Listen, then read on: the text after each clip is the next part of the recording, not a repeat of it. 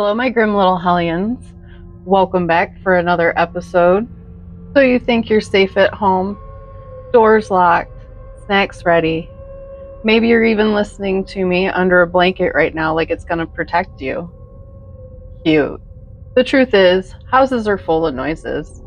Pipes groan, windows rattle, the fridge hums, and every single sound makes you wonder, was that the cat or should I grab a bat? Tonight, I've got 3 delightful little reminders that maybe it's not the house settling. It's the uninvited guest that's already inside. 3 homes, 3 intruders, 3 reasons you might want to sleep with the lights on. Or better yet, don't sleep at all. Because you never really know who might already be in your house, listening right along with you. Make sure they subscribe. Ever had a reoccurring nightmare? The same horror lived over and over. Our first story is called The Endless Day. I wake up in the same familiar room, gray light creeping through the window slit. The alarm blares, 6:06 a.m. Every day, the same. Everything repeats in a monstrous pattern. The smell of burnt toast from the neighbor, the mailman's footsteps stumbling on the porch, an old song drifting from a car parked on the street. I tried to ignore it, to change things, but he still appears. A man in black. No face, no clear features. Every dusk he finds me, no matter where I run. I locked the doors. I fled. I even tried a gun, a knife. It was useless. The end is always the same. A gloved hand clamped my throat. A cold blade slices across my neck. Heat, blood, darkness. Then, 6:06 a.m. At first I screamed and begged like a madman. Then I got reckless, fought back, and gradually sank into despair. I asked myself, am I still alive, or am I already dead? What will the next day be like? And will this loop end? I began to hear strange whispers outside the window, to see unfamiliar faces peeking in, as if I were a stain, a grotesque anomaly in their world. Then, one day, everything changed. When the man in black appeared, another man stepped between us. He wore a white robe and held an old crucifix. His voice was deep and resonant, every word like thunder. He traced glowing symbols in the air. The man in black faltered, then dissolved like smoke. I collapsed, tears streaming. Thank you. Thank you. You saved me. The man looked at me with sorrow in his eyes. No, I only freed you. You have been dead for a long time. The people around here see and hear the screams every night. They were terrified and hired me. For years you were trapped in your own death. His words struck my mind like a blow. The world around me began to crack like shattered glass. I remembered everything. My real death. The cold blade. The ground soaked with blood. Since then I had been a ghost, endlessly replaying that horrific moment. Light swallowed me. I felt relief. Liberation. Then, nothing. Everyone enjoys an unlikely hero story, right? Our next story is called Curiosity Saved the Cat. The incident happened back when I was a kid. My parents were at a high school reunion all day, so I invited my friend Jason to hang out with me in the backyard. We did a bunch of silly stuff, like using sticks as swords and pretending to be superheroes. It's a bit embarrassing to admit since we were already in 6th grade at the time, but that's the fun of being a kid. You're always living in the moment and doing whatever you feel like. I was so caught up in having fun that I didn't notice my cat Frisky getting up to trouble like usual. He always had a knack for climbing up tall places. Bookshelves, bridges, tree branches. He went anywhere his paws would take him. This time, Frisky decided he wanted to venture further beyond my house. I didn't realize Frisky had climbed up my backyard fence until Jason alerted me at the last second. I caught a brief glimpse of the devious short-haired feline standing on top of the fence before leaping on the other side. Panic immediately consumed me. There were a lot of close calls before, but this was the first time Frisky ran away from home. I told Jason to stay in the backyard in case Frisky came back while I went searching for him. Since I lived in a brownstone house in Brooklyn, my neighbor's house was actually on the opposite side of the city block. I took off jogging down the block until I ended up in front of the house that was parallel to mine. I gave the doorbell a ring a few times, but the owner never came to answer. This made me even more restless, so I did something I knew I'd regret later.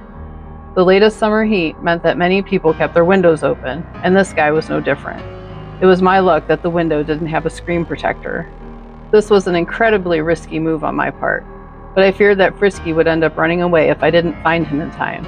No way was I going to wait for 911 to do something about it. I hastily made my way inside, rushing past the living room and kitchen until I reached the backyard. It was a wild garden of overgrown plants and unkept items. Finding Frisky was much like searching for a needle in a haystack. I couldn't even call out to him because that would have alerted the homeowner. Who knows how many minutes I spent looking for that cat. Every second felt like an eternity. At any moment I could have been caught by the homeowner and had the police called on me. Or even worse, it was a pretty rough neighborhood. It wasn't uncommon for someone to shoot an intruder on sight, regardless of how little danger they posed. Human life was just that cheap to some people. As if my prayers were answered, a soft string of meows came to life. I quickly followed the source to that familiar voice and found Frisky hiding underneath a table at the far end of the yard. There were so many weeds and clutter surrounding the table that it took me a while to spot Frisky. I scooped him up and gave him a great big hug. I was relieved to finally have my friend back. I rushed through the house and was about to make my exit when I bumped into the coffee table and knocked over a scrapbook to the ground. Several pictures went sliding across the floor. Not wanting to leave behind any evidence I was ever there, I hurriedly began putting the photos back in place. As I was putting everything away, one of the photos caught my eye. It was a picture of a young red-headed boy with freckles and a yellow hoodie. I recognized it instantly. It was Jordan Campbell. He was a boy who went missing in my neighborhood a few months back. His missing posters were hung pretty much everywhere you looked. In the photo, Jordan seemed to be walking the streets alone, with a hand stretching out to reach him. I opened up the scrapbook to see countless photos of young boys taken from several angles. Some featured kids playing in the park or the pool. The camera was uncomfortably zoomed in on their chests and legs. I almost dropped to the floor when I saw one picture at the very bottom of the page. It was me, getting changed in my bedroom window. It was taken late at night and my bare chest was exposed from the side. A heavy pair of footsteps came from upstairs and they seemed to be approaching the stairs. I tucked the picture into my pocket and took off running with Frisky in my hands. I ran like hell all the way back home. My heart was on the verge of bursting from my chest the entire time. Jason immediately saw something was wrong with the way I was sweating and a 1,000-yard stare on my face. I told him it was nothing and tried to play it cool until he went home. As soon as my parents came back, I spilled the entire story with tears in my eyes. They didn't even have time to be mad at me for breaking into somebody's house because I showed them the picture of me in the window. I'll never forget seeing the color drain from their faces while their mouths hung open. The events after that all just blurred together. I remember getting questioned by the police and having to go to a court hearing. Apparently my neighbor, named Larry Sanchez, was a serial killer with an obsession with kids. He abducted them throughout the years and would horrifically butcher them into pieces. Some of the remains were kept in the basement while others were stored in the backyard. I could have very easily been the next victim on Larry's kill list. I guess I should be grateful to Frisky. I never would have found any of this out had he stayed home. Sometimes a little curiosity might just save your life. Always be prepared and pay attention to your surroundings. Our final story tonight is called It's Not My Attic. Unemployment has me spending a lot of time writing and wandering room to room, so I notice things. In Jerry's room, the youngest child, there's a string on the ceiling that reveals a set of stairs to the attic when pulled down. Jerry's gotten in trouble before, and he knows he should never go up there. However, the door's open now, and the staircase rests on his bed. Jerry? I half whisper, not bold enough to yell his name because I'm afraid of a real answer. There's a scrambling noise up there. Call me anxious, but I've put air tags in all the kids' book bags.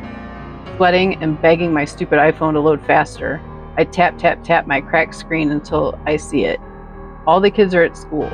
Mary is at work. Jerry? I whisper again like an idiot. There's another shuffling upstairs in the attic. The lights aren't on, and only half the stairs are out, making them wobbly. I look around the room.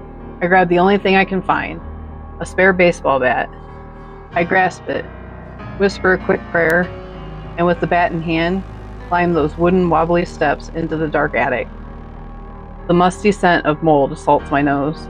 I try to hold my breath until I see him, and I scream. Whoa, whoa, whoa, he says. What are you going to do with that? I raise the bat, prepared to swing. Whoa, look at the hat, he says. Look at the hat. I'm with clear security cameras installed. I don't strike. He's wearing a white hat that says clear, and a red shirt with the same company name. His khakis and his tennis shoes scream working class guy. Yeah, man, he begs. Your wife called me. She said they've been hearing weird noises in the attic and around the house. I'm installing cameras. I don't have a wife. You what? I know I'm at the right house. Well, maybe not. I could just leave then. My wife. My wife? My wife. He kept insisting as I beat him to death. But no, Mary isn't my wife, and security cameras simply wouldn't do. She and her kids might find out I'm staying here. And that was 3 different takes on the same nightmare. Someone's in the house. Maybe you laughed nervously. Maybe you got up and checked your locks. Maybe you heard something move in the other room. Don't worry. Statistically speaking, it's probably nothing. Probably. But just in case, keep me playing a little longer. Wouldn't you rather they hear my voice instead of you panicking? Sleep tight if you dare. Thank you so much for sticking around. I really hope the audio wasn't too poppy. I'm really trying to save up for audio equipment and a laptop. Please leave your comments down below for the proper equipment. I really have no idea what I'm doing, and some suggestions on what to look for and what to get would be very helpful. You can also send suggestions to my email, awfullygrimyt@gmail.com.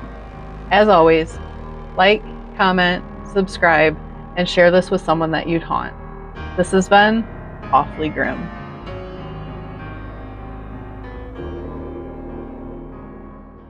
Scooter, you're gonna have to go, dude. Seriously. You gotta get down. Come on. One way or the other. You gotta go. There's your little face.